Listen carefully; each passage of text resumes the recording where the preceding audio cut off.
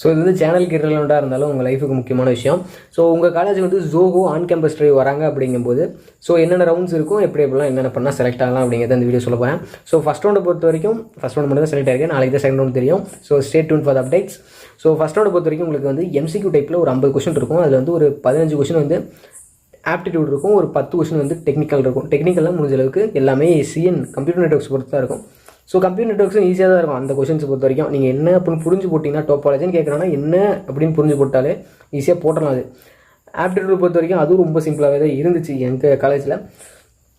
அதுக்கப்புறம் மிச்சமெல்லாம் grammar, English வந்து ஓரளவுக்கு நீங்கள் தெரிஞ்சால் எழுதுங்க, இல்லைன்னா சி ஆப்ஷன் போட்டுருங்க. ஸோ அப்படினாலே நீங்கள் முடிஞ்ச அளவுக்கு கிளியர் பண்ணிடலாம். செகண்ட் ரவுண்ட் பொறுத்த வரைக்கும் குரூப் டிஸ்கஷன் பொறுத்த வரைக்கும் உங்களை வந்து அப்படியே மொத்தமாக ஒரே கிளாஸாக உட்கார வச்சுருவாங்க. உட்கார வச்சுட்டு ஒரு டாபிக் கொடுப்பாங்க, எல்லாரும் பேச சொல்லுவாங்க. ஒரு 10 பேர் பேசினதுக்கப்புறம் டாப்பிக்கை மாற்றிடுவாங்க. ஸோ முடிஞ்ச அளவுக்கு நீங்கள் கான்ஃபிடென்ட்டாக பேசினாலே உங்களுக்கு அடுத்த ரவுண்ட் செலக்டட்.